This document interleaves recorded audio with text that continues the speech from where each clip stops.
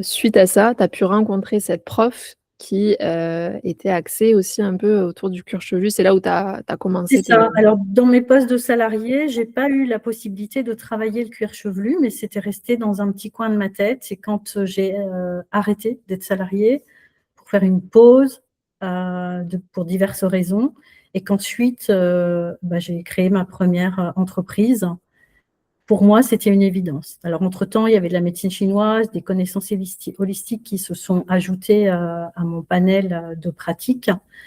Mais c'était une évidence pour moi. C'était vraiment une partie du corps que je souhaitais proposer parce qu'elle n'est pas proposée non plus dans les instituts de beauté, en tout cas pas à l'époque. Maintenant, il y a le Head Spa, évidemment, depuis quelques années qui arrive, mais qui n'est pas aussi poussé. On reste dans de la détente et du bien-être. Et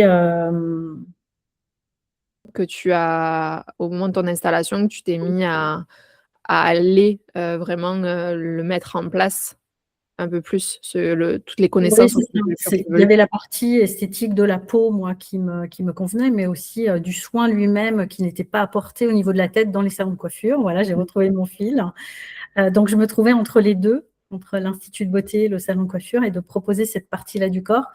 Et de fil en aiguille, j'ai rajouté des choses. J'ai vraiment rajouté des traitements avec les 5 éléments. J'ai trouvé des laboratoires qui me proposaient et de la cosmétique pour les soins esthétiques, mais aussi pour le cuir chevelu et les cheveux. Donc, j'ai appris à faire des shampoings. Enfin, voilà, ça a été tout un processus. Et au-delà de ça, j'ai commencé à toucher ce côté relation avec le miroir, ce côté bien-être de la femme dans son image. Donc, j'ai rajouté du conseil en image. J'ai voulu comprendre comment on pouvait jouer avec les couleurs au niveau des cheveux, au niveau de la typologie, et donc du maquillage. Donc, tout ça, c'était imbriqué, en fait. Je ne veux pas dire que c'était qu'un seul métier, mais presque. En tout cas, au niveau de la tête, tout était logique jusqu'à ce que j'ouvre les salons de coiffure pour apporter des réponses ciblées, dont j'ai ajouté la coloration végétale. Voilà, tout un panel dans la coiffure. Il me manquait qu'une seule chose, c'était couper les cheveux. Puisque je n'avais pas fait le cursus coiffeuse. Et c'est là que j'ai découvert un outil et une technique, une approche de coupe complètement différente qui, moi, complètement résonné, complètement vibré sur la dimension soin, au-delà de l'esthétique, et où je pouvais ajouter de l'énergétique, du vibratoire, quelque chose encore bien au-delà. On parlera peut-être après. Je ne dévoile pas tout. On va laisser du suspense. C'est ça. Tout ça là, parce qu'elle le dit comme si, genre, comme si tout avait coulé, aussi, facilement, et ça que j'aime chez Pépites Cachées, c'est qu'on montre aussi, les faces cachées d'un parcours, parce que, tu l'as dit tout à l'heure, ce qui est important, c'est de comprendre le processus et pas, juste, non plus, que la finalité en disant: «Bah, tel là, c'est sorti comme une fleur là, c'est comme ça». En effet, il y a eu tout un processus, et on parle de toutes tes études, puis après de l'ouverture du salon, puis voilà. Mais en fait, entre-temps, là, on est d'accord, il y a eu des enfants là que tu as fait?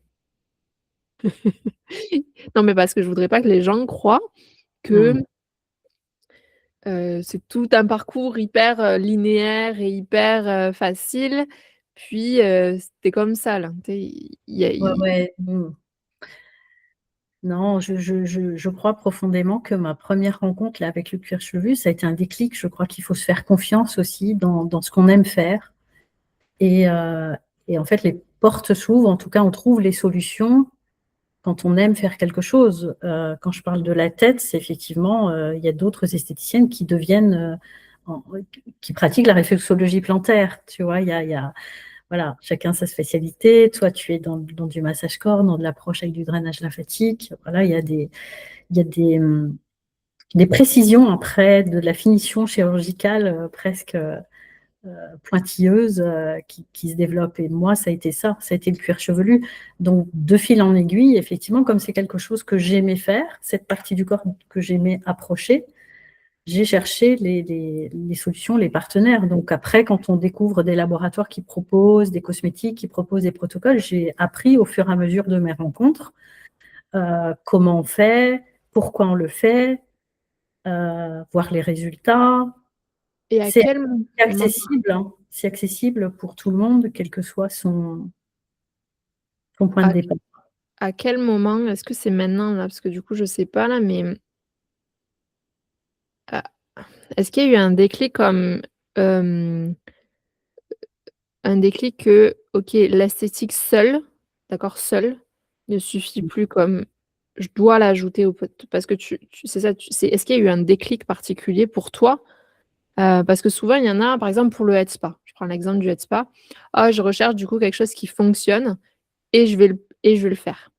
Il y en a qui cherchent ce qui fonctionne, la mode pour réussir à attirer des clients. OK? Ça, c'est certaines personnes vont, Mmh. prendre cette porte d'entrée.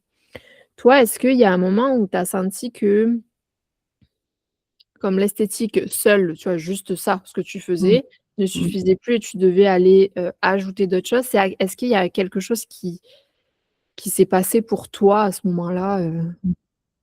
Ouais, la lassitude de répéter toujours le même soin. C'est-à-dire que les soins d'esthétique, on va dire classiques, répondaient effectivement, apportaient une solution et répondaient à un besoin d'équilibre au niveau du corps, mais d'abord c'était séparé. On faisait, je sais pas, des soins visage anti-rides, on pouvait faire aussi des cures minceurs.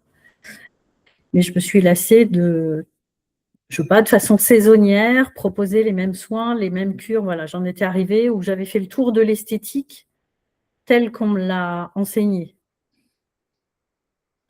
C'est là où est venue à moi la médecine chinoise. C'est-à-dire que par la médecine chinoise, j'ai eu des réponses beaucoup plus globales de la prise en compte totale de la personne. Déjà de ne pas la découper en morceaux, si je peux dire ça comme ça, de s'occuper en tout cas juste d'une zone, mais de considérer que c'est un organisme entier, si on reste sur de la biologie, mais qu'en plus, avec la médecine chinoise, ça m'a apporté la prise de conscience liée à l'énergie, puisqu'on est sur des méridiens énergétiques, il faut quand même dire les bases, on est sur des points d'acupuncture, donc on travaille l'énergie.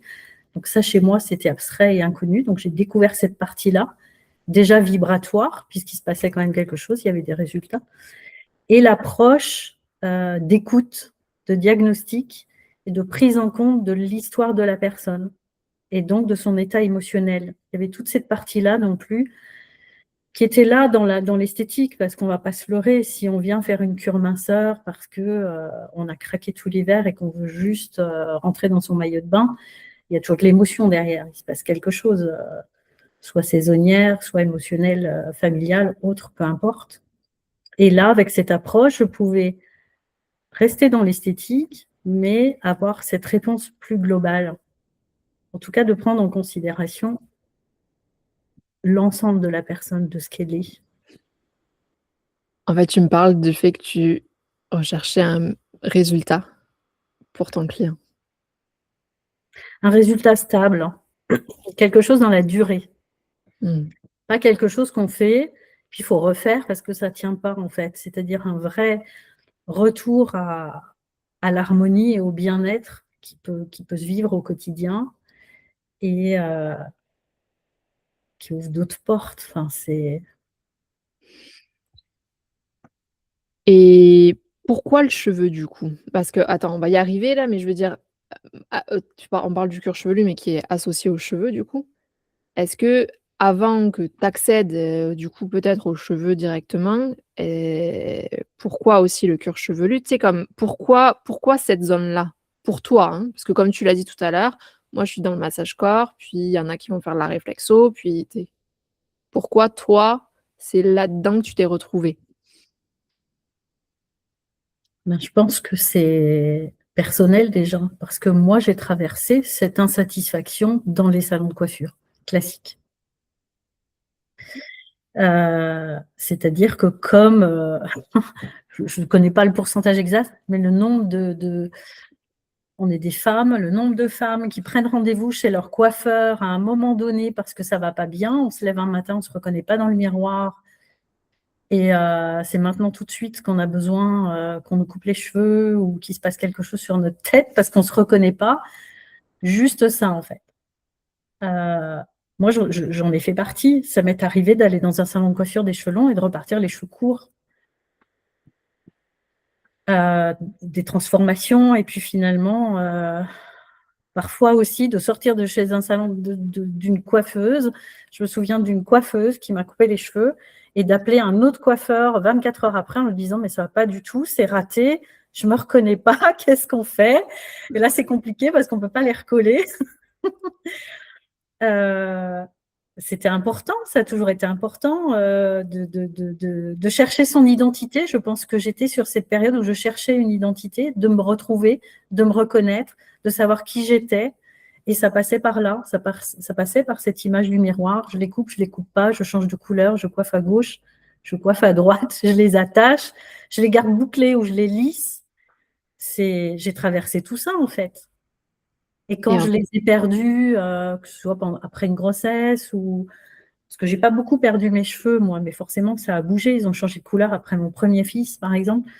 Et, et si je perdais mes cheveux, c'était waouh, j'ai plein de cheveux dans ma brosse, qu'est-ce qui se passe? J'espère que ça va s'arrêter. Parce qu'on m'avait jamais expliqué que ça pouvait arriver, on m'avait pas expliqué qu'il y avait des solutions peut-être toutes simples euh, liées au cuir chevelu et aux cheveux. Je pense que c'est ça qui m'a. Ça a toujours été un sujet important pour moi. très bon point, en effet, on est beaucoup à de pas avoir été satisfait et je vais même aller plus loin, même si moi je suis dans la connexion à mon corps, à mon être, à je sais ce que je veux, je sais dire ce que j'ai envie, je sais faire confiance aussi à l'autre, je sais me laisser porter par, ce qui me vient, par les énergies, enfin, tu sais, comme toutes les choses qu'on peut dire là. Mais à la fois, j'ai très rarement trouvé un coiffeur qui me faisait ce que je voulais, enfin, ce que comment j'avais envie de me sentir. Pourtant, j'ai beau avoir les mots, les termes, comme tu sais, comme vraiment, vu que j'ai été coiffeuse aussi, je sais, ce qui me va, ce qui me va pas, comme j'ai une idée physique, je parle physique, mais aussi, de comment j'ai envie de me sentir, qu'est-ce qui me porte en ce moment. Je l'ai déjà nommé tout ça là. J'ai jamais fait de coupe énergétique, je le dis. Mais du coup, ça chez les coiffeurs, c'est bref, voilà. Mais ça m'arrive, j'ai une coiffeuse et malheureusement ici au Québec, elle vient de France, donc il faut que j'attende qu'elle vienne ici pour couper les cheveux à plein de personnes, donc il faut prendre son rendez-vous, genre, parfaitement quand elle est là. Puis sinon après, voilà. Donc j'en ai pas trouvé réellement ici. Hem Et c'est difficile, en fait, parce qu'à chaque fois, je suis comme: «OK, je vais pas lui demander un truc trop, parce que comme ça, je m'assure que ce soit OK». Mais finalement, de